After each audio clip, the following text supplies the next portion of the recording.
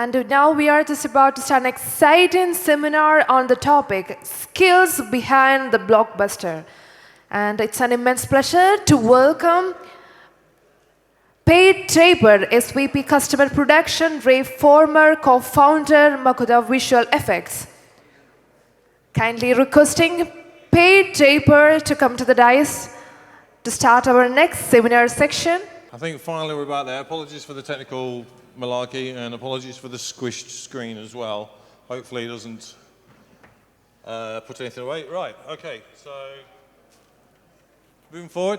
Everyone sitting comfortably? Yes? Right, we have 105 slides to go through, so lock the doors. Hope everybody's been to the toilet.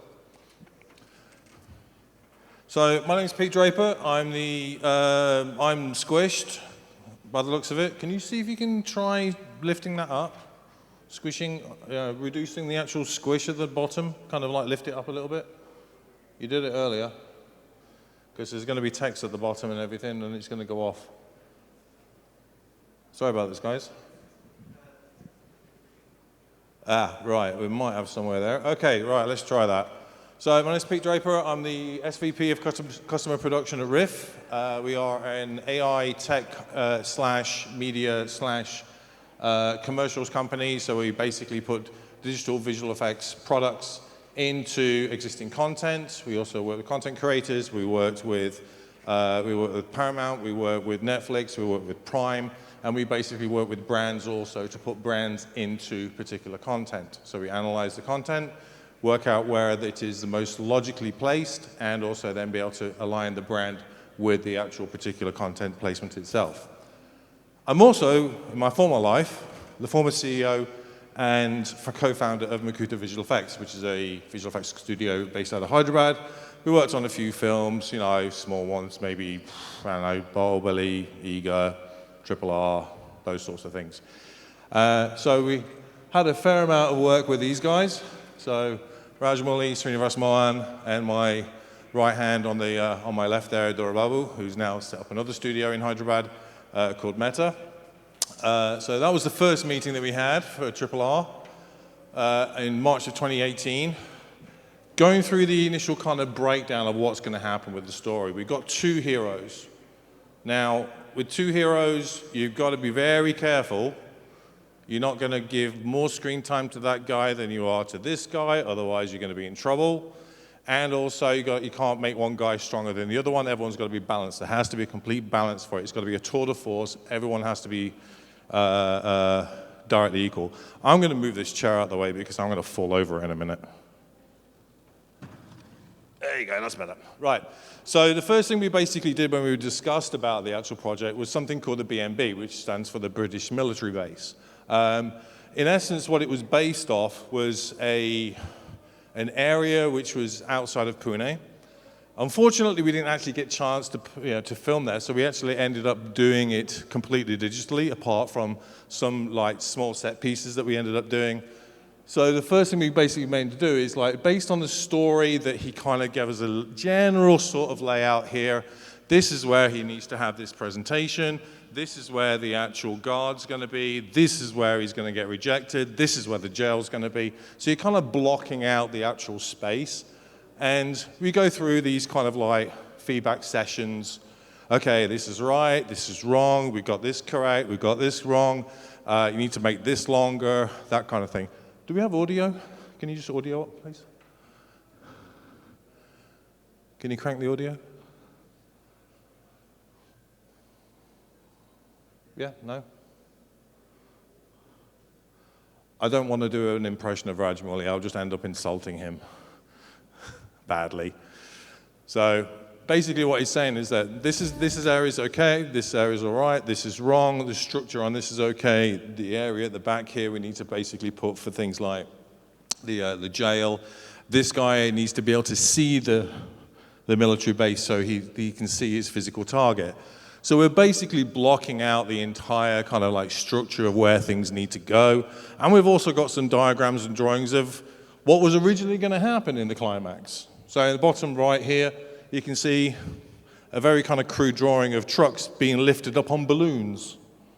So that was going to happen. So we were going to actually end up with the heroine up in the balloon and one of the guys climbing the rope with the truck on fire as the rope's burning. Thankfully, that didn't come to pass.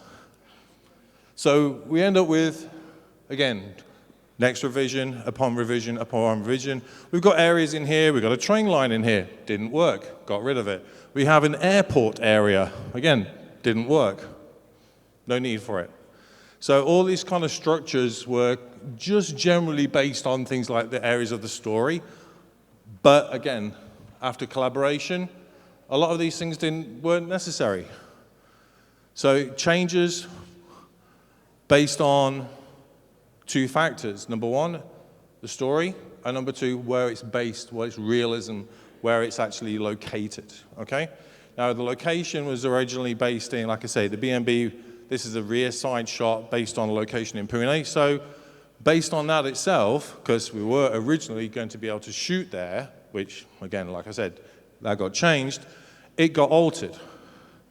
Going from one, which was overly complicated, too busy, to something a bit more simple, a bit more structured, but also very kind of fundamental to the story. We've got the entranceway here, we had a roundabout, again, that got struck off. We have the procession ground here, the main barracks, the main armory over here, and all the way in the top corner up there was the jail. That, again, too far away.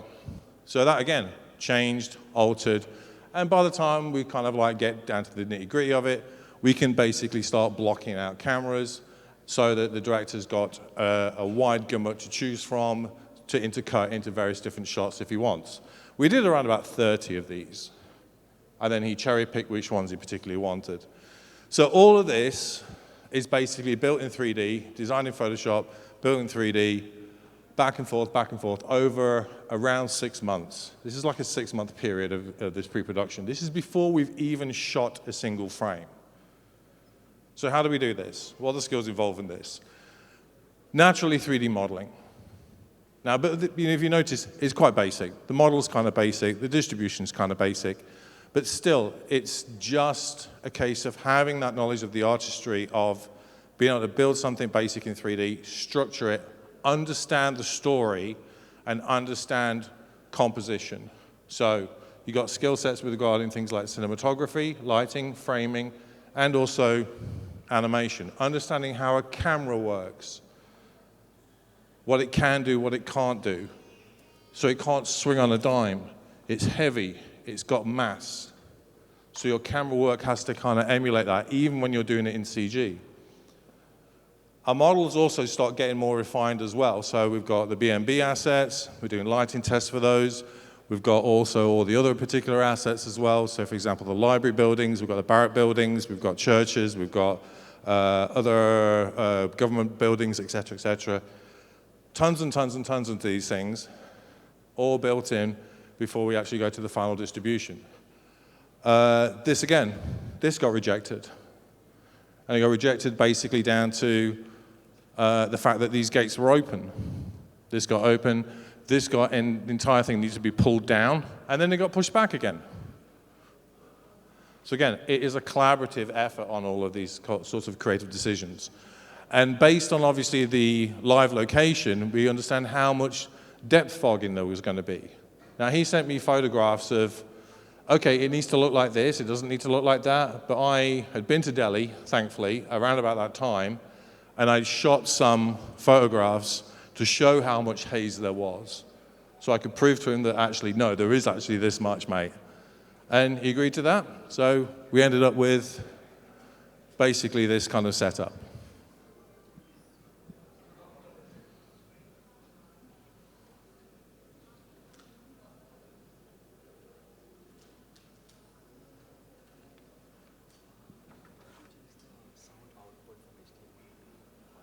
No, you'll have to select it. I can't do that. No, I can't do that. Yeah, you should be able to just... I'll do it later. I can't do that.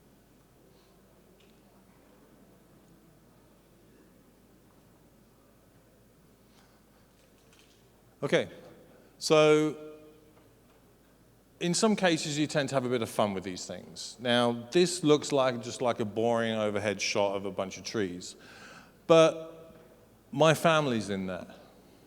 My mum, my dad, and my daughter.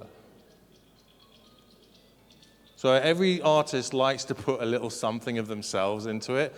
I do it literally because I'm annoying like that. So this is the picture of my mum, my dad, and my daughter from back then. And we basically split out the color channels, red, green, and blue. So the red channel is this one, the green channel is this one, the blue channel is this one. So I used that as what's called a displacement map and a distribution map. So the red distributed one set of displacement and also distributed one set of trees.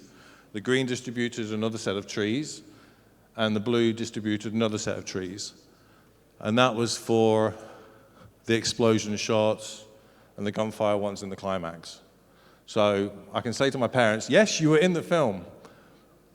You are a tree, which was always fun. And the reason why I did that was not just for, for giggles and stuff like that, but basically to add a randomness to it. If you do something procedurally on a computer, you scale back, scale back, scale back, you'll always see a continuing pattern, a repeating pattern. So you use something random in there, and nothing more random than a photograph. We also worked on the police station. So the police station was a collaboration between, obviously, the director and ourselves, and the visual effects supervisor, Srini, but also the art director called Sabul Cyril, who's actually from Kerala. He's actually from Cochin. Made his name very, very well in the set design business. He's worked on thousands of films. I may be exaggerating, but he's very, very well known, very well traveled. You go into his house, and literally the entire front wall is national awards. So the guy's like absolutely brilliant. So first thing we do, go down, take an analysis of the space, work out what's going to be there, and what it basically needs to look like. Again, reference, local locations. This is actually the actual location that it would need to be based on, and this is, again, out on the outskirts of Delhi. But what we were dealing with was pretty much arid landscape. It was very, very, very dry, and we had to add these green patches and these ups and downs, and everything else was totally flat. So therefore, we ended up having to recreate the majority of it. So we blocked the shots, work out the actual structure, and as you can see, when we actually in some of the raw plates, we're dealing with lots and lots and lots of empty areas that we need to populate up with people. So how do we do that? So two things we need to work out here. Number one is basically what the train's going to be. We already have a reference for that. And we also need to work out where people are going to be, because we need to extend that. We need to basically build a digital crowd. So when we're actually shooting, we're working out where our complexities are, and also where we need to populate and add more individuals, whether or not we need to shoot layers or whether or not we need to build digital ones. As usual, we do something what's called a LiDAR, and that's a laser scanner that we place around the space, scan it down to like 2mm accuracy, so we have a rough model of the actual structure down so that we can extend it up, extend it back, or we can use it for what's called match move, which is for tracking. We're also taking lots of references of the set. We're taking photographs of every single thing in as much neutral light as possible. We're also doing people, every single person who is in there that is relevant that we can duplicate, and also key people as well who are involved in the actual show. If we need to have wide shots, we need to be able to see where the guy in red is.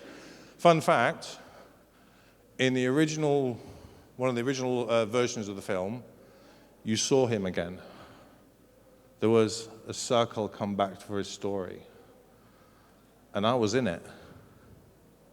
And I got cut. And that was the best decision ever made. So basically, at the end of the film, what happened was that, we have the jail break-in and all that fun stuff. I was the jail keeper. I was the warden of the jail. And he wanted to create a commotion, jump in, do all that lot. And one of the people in the jail was this guy. So you saw him escape at the end. So in the original version that we shot, which didn't work, and rightly so it didn't work because it slowed the pace down totally, this guy escaped. So that was nice. That was a nice full circle of his story arc. So going back to the station, we're scanning everything, we're modeling everything, we're building assets of balls, so many balls, lots and lots of balls, and structures, and carts, and towers, and police stations, and railings, and everything else. But we need to fill it with people. So how do we kind of understand how people work? So you go to references, you understand, you can't just distribute it evenly. You have to understand what people's psychology is when you're distributing a crowd. Right now, you are just sort of breaking that model, because normally what tends to happen when you have a lot of people and something that people want to look at, people tend to come to the front, which you are not. So that breaks my logic completely. But what tends to occur is that you go in groups. You sit together as friends. You got a friend group there, you got a friend group there, you got one over here, you got one over there, you got one there, you got one there. People work in clumps. You can see even here on the wides. You got clumps of people sitting together. But you've also got what's called line of sight. Nobody is here. Notice? Nobody's there. And why are they not there? Because they can't see. So if they can't see, they're not going to stand there. So even there, over this side, we're feathering back, feathering back, feathering back. The only reason why we've got some people behind that area is basically because there's a water stand. So people are collating around that area. So if we use that sort of logic within the police station distribution, originally, we're just feathering back. But then because of the undulation, the ups and downs, we need to basically be able to ensure that they can see what's going there. So they're congregating towards the actual area. We're using horizontal placement for distribution. We're not using ups and downs. We're making sure that they're staying on the topmost surfaces, because there's no point in being in a dip. You can't see anything. The people are going to be standing on rocks. They're not going to be falling down otherwise. And we also need to make sure that they don't bump into each other. So your final distribution is going to be something more like that. People collating around the actual fences because they want to, beat up the police officers. And also, but they're not standing on vertical surfaces. So that's what I mean, horizontal collision. They're not going to be standing on the sides. Otherwise, they'll fall off and die. So what we end up with from the actual main shoot itself, we do what's called a look dev. Every single area and order we do, we always make sure we do a look dev to get a sign off. So from the front one, from the main opening camera, and we also do it for every other kind of key angle, front side, back side, left, right, up, down. Every single one we make sure we do a look dev. Now this is part Photoshop, part 3D, and we're assembling it so the director can get a sign off. This is not a one-time thing. Each one went through around 9 versions to get an approval. A little more rock here, a little more less people here, more smoke, less smoke. Bring this across the left, bring this across right. So many iterations of this and building and development until we've got every single one lock off. We lock that off, and then we can start fleshing out the rest of the other shots, because then we have continuity. We also do what's called a post-viz. Now, a post-viz is basically taking the live footage and adding in rough 3D over the top of it, just to get an idea for scale, pace, composition, so that we have a clear picture of like, okay, this is the amount that we need, this is the loose distribution that we're going to do, give us your feedback. So it's going for comment, really.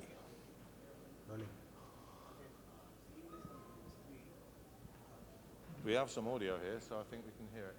You up it?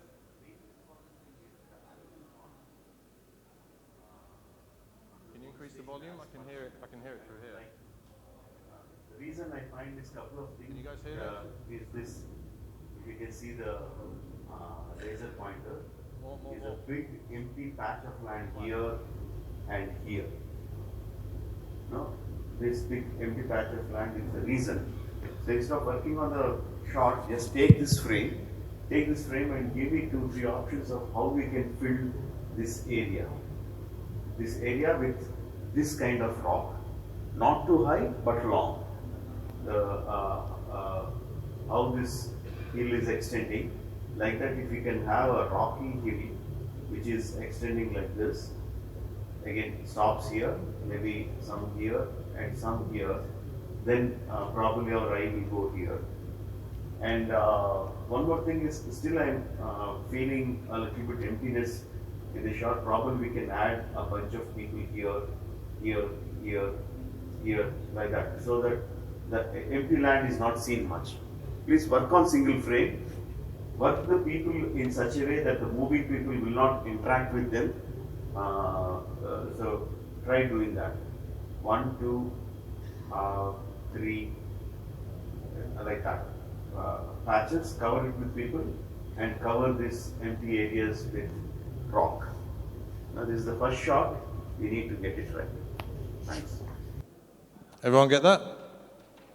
So there were the corrections. So basically we need to fill in these spaces, add in the rocks in the background as per the direction. So this is the level of fidelity that he tends to go through for every single shot. That's the level of care that he has on every single frame. So after several months more, we finally end up with the first introduction shot for this.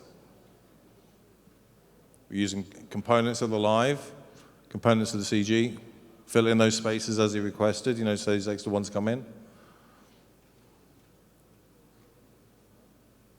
But the key goal was for us to actually have as much live close to camera as possible, so we're only utilizing the CG to augment and to push back, further back into the actual frame itself.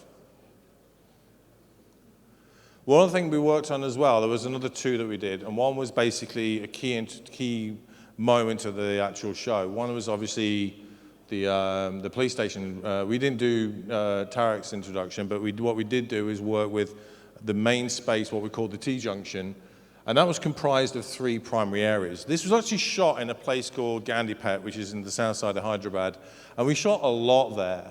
So for example, you've got when Tarek comes on the zip line, you've got that little area there, you've got the T-junction space where Charan does the run through the bulls before he jumps up on the mound. That was shot over on that side, and then when Tarek and Charan link hands, the entire bridge episode, that was shot in that little pool there. So the entire space was done in an area about, I would say about 6 times the size of this room. That was it. So it was very done on a small scale, but it was obviously extended in post quite considerably. We also did, again, as with the police station and with the B&B, we're doing a lot of reference catching. We're also building models. This was obviously built by the art department, and it gives us a kind of an idea of what we're going to see down different areas, different avenues.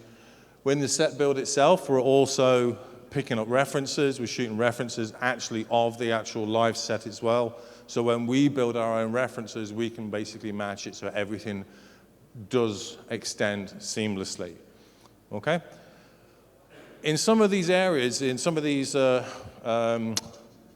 live sets, there's some little fun anecdotes, like for example, the costume designer Rama, who's the director's wife, she's got a costume shot here, for example, or a tailor's. So we thought we'll do the same sort of thing. So I'll come to that in a minute, but we're shooting all these other kind of references, working out where the light's going to be at certain times of day when we're shooting, so we can build like a lighting scenario for it. So all we need to do is to work out, okay, it was shot at 10 o'clock, sun's going to be there. Align it, shoot it, and also render it with the exact same settings. As long as our shaders match, everything will work. We're doing a LiDAR of the space as well. Again, so we're walking this thing around. We're capturing every single corner of the set that we need to digitally extend. Again, that's basically like taking the panorama, but I'm shooting it here, I'm shooting it here, I'm shooting it there, I'm down there, down there. Each scan takes around about 40 minutes. So you're spending like a day building this out. Just like what we did previously with regards to the police station, we take the live footage, take a single frame, we're building out a look dev. This is the idea of what it's going to look like in the end. Get a sign off on that. More people, more crowd, less crowd, more vehicles, less vehicles. This structure needs to be bigger, taller, make this one up, down, left, right. Again, this goes on. This was version 4, which I think was a sign off, which is quite a good one, and that was a version 3, so that actually got signed off quite easily, actually. So based on the photographs that we also shot, we were extending these buildings, giving an idea. This is the second version. They were happy with that. This, however, just the design of the structure that went on the top of the tower, this went to version 9. All right, 9 versions of this, and I think it settled on version 3. And version 3 actually ended up being used, that one. Same deal with regards to the doing the principal look devs with the stills before we actually end up building out the entire thing in 3D. So when it comes to basically building it all in 3D, firstly we're shooting it, we're working with the LiDAR, utilizing the match move information, the track from it. So we can put our LiDAR directly over the actual live, and it should exactly line up. If it aligns up, then we just need to extend based upon that itself, and it'll be perfect. We're also shooting additional crowd plates. We've noted on set, again, exactly how many people need to be there. We're working out exactly all the camera positions. We're working out exactly what the framing needs to be, the lensing, so we can go back later on and recreate it and shoot additional crowd plates.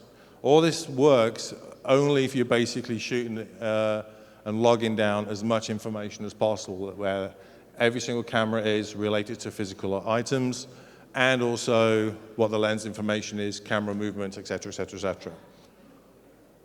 So lots of logging, lots of data, lots of information that one needs to basically acquire. So when we're shooting these plates, we know what we need to extend up to a point before we start working with 3D crowd.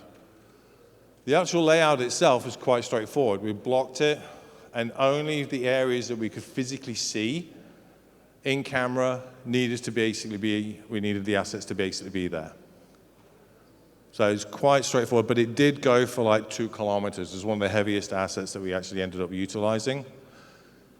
Same principle as before.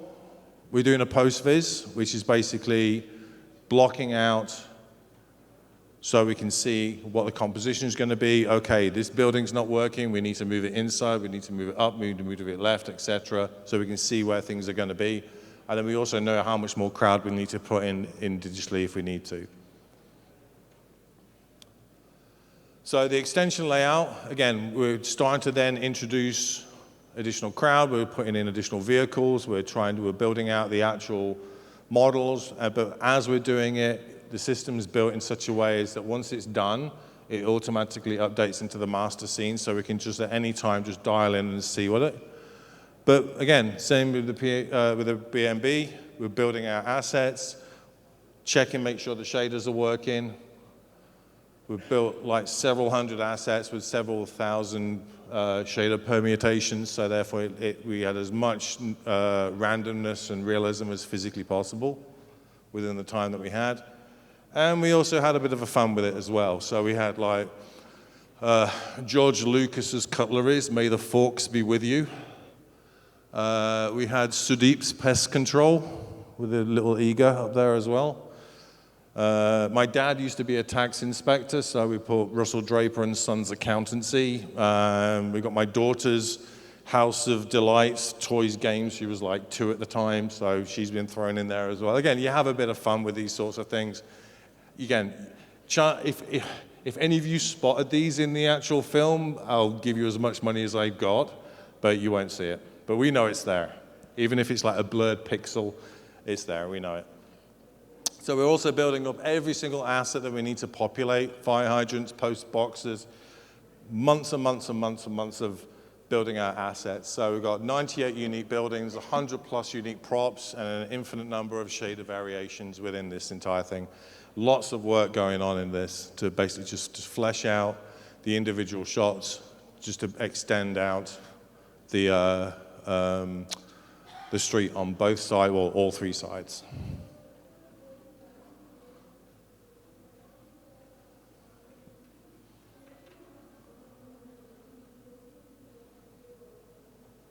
So one of the key ones that we had, obviously, in the trailer, again, those pillars that were version 3 ended up going in there. We also needed to basically do it from the, not just for the daytime, but we also needed to build in a massive lighting scenario in for the night. This is one of the toughest ones and one of the most render intensive. Doing it during the day, quite straightforward. You've got a single point light or single directional light that's going to bounce around. But as soon as you're introducing night, you've got street lights, additional shaders, you've got additional lights that you're having to make it more cinematic to add more light breaks, larger ones going down, so your render times go through the ceiling. But we still need to see that depth. One of the other things that we ended up doing was what we called the intermission fight. Now, this was after all the animals came in and when we started doing the hand-to-hand. And we started quite well, but then we had something called COVID. Anybody remember that? Yeah? No? And everything locked down. So what was originally the idea of we were going to have hundreds of extras running around and fighting and all this other kind of stuff completely went out the window. And we ended up going back to a very, very small, like 20, 30 people maximum. In some cases, we're only dealing with just Charon and Tarak fighting. That was it. Everybody else and all the other sets had to be basically added in digitally. And the reason for that was there was 6 months to 8 months between us originally shooting and also when we came back after COVID. So the sets were gone. They were destroyed because rain, wind, erosion, whatever. Sets are only designed to last a small amount of time. So a lot of this, again, this was shot before we actually ended up going to COVID. We had some area that we could actually utilize, but this, again, still needs to be increased, made bigger, stretched out, and made more grandiose. So after COVID, we're going in, we're shooting references that we need to know that we need to extend this out, building the front and the back side to this. Then this gets handed off to another studio so that they can add it into the backgrounds for their animal fight scenes. We're also building out a complete digital version of the palace as well, working with these other studios, also sharing assets back and forth, and also populating out the backside for when we've got the fight in the rear when he's hanging off the backside of that balcony. And we're also giving variations on post-visits. Oh, sorry, my mistake. Let's go back. There we go. So we have different versions of all these ones, like some are longer, further away, some are wider. So we can actually determine, okay, this is going to work for the shot, this is not going to work, fix on one.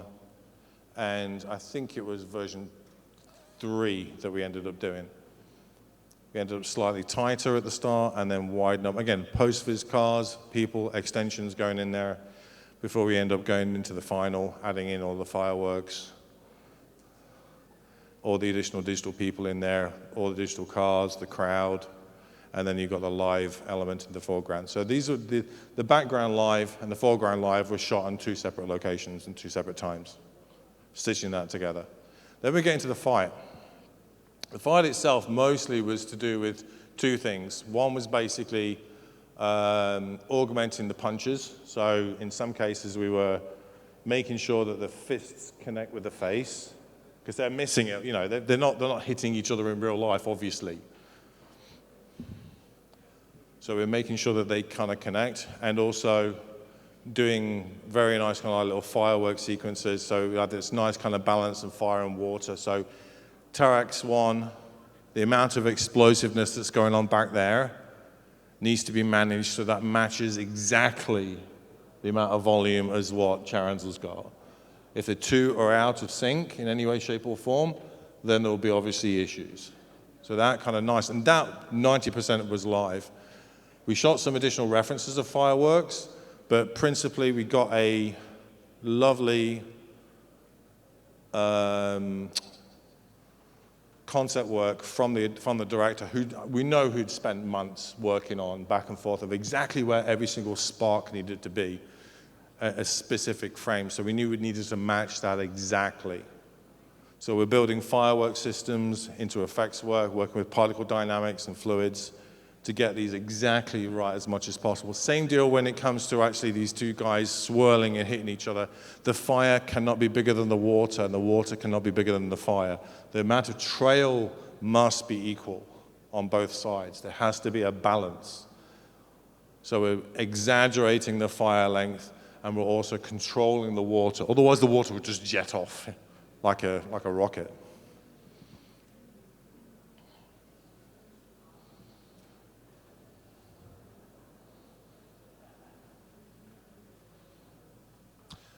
Well, the last things we did was basically the forest fight.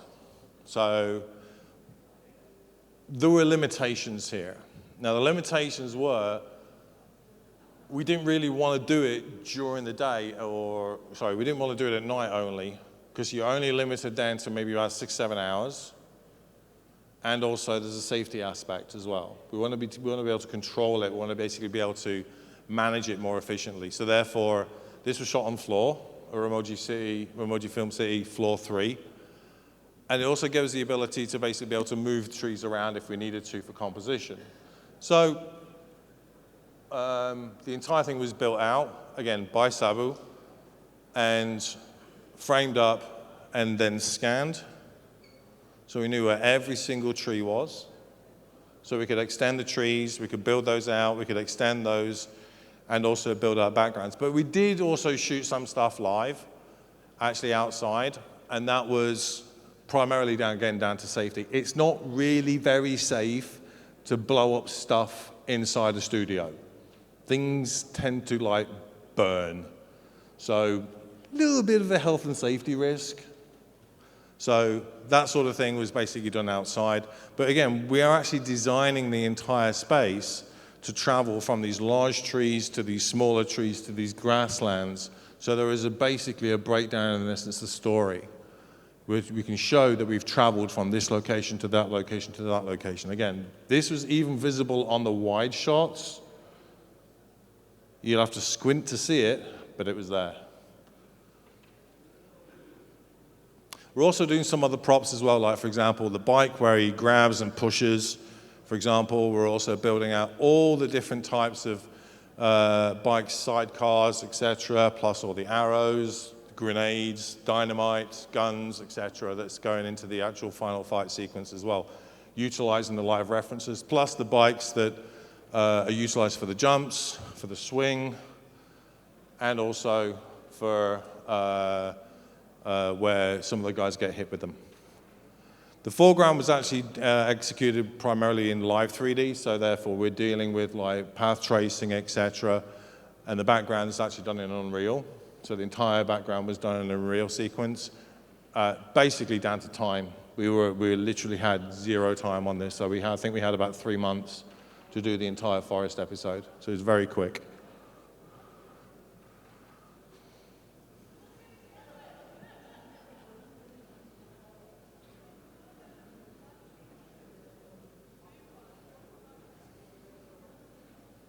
Well, a lot of fun trying to match that fire exactly right, to get the right amount of volume in there, the right amount of luminance, amount of wraparound. This one was an entertaining one. We want to see the shadows get bigger and bigger and bigger and bigger and bigger and they come out. So you see the shadows get bigger. The biggest shadows going to that did not make it into the trailer though. We were about 2 days too late with that, unfortunately.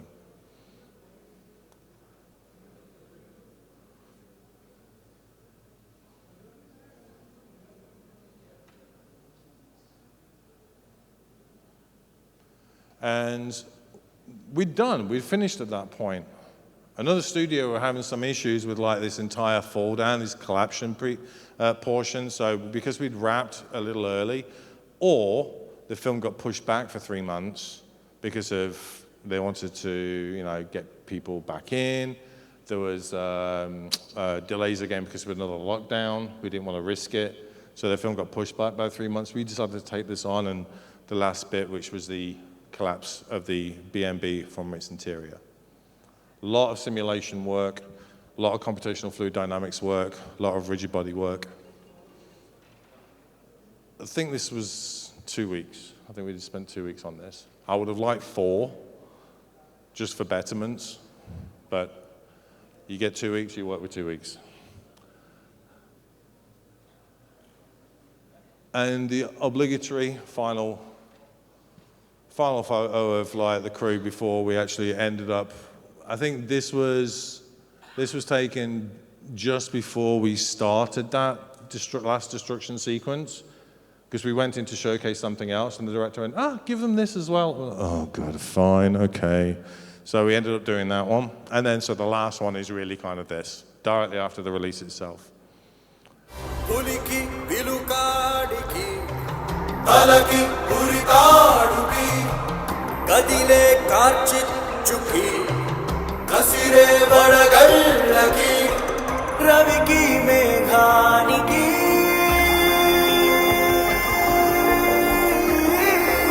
All that Bob Wise digital as well.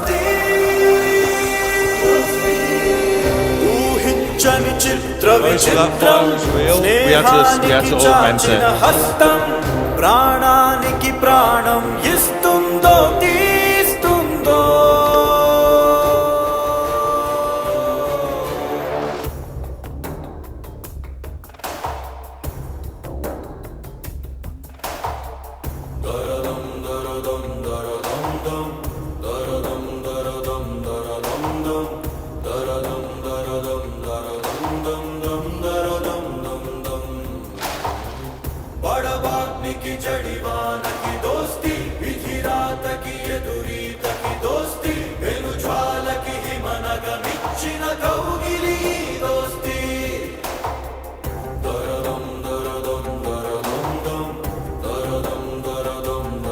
See, no shallows.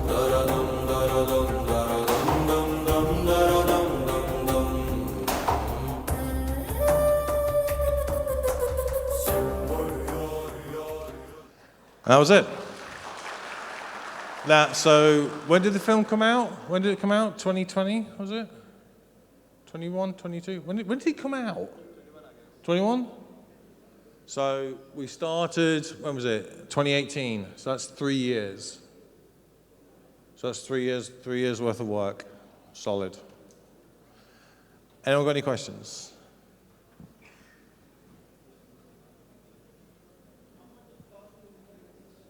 Sorry?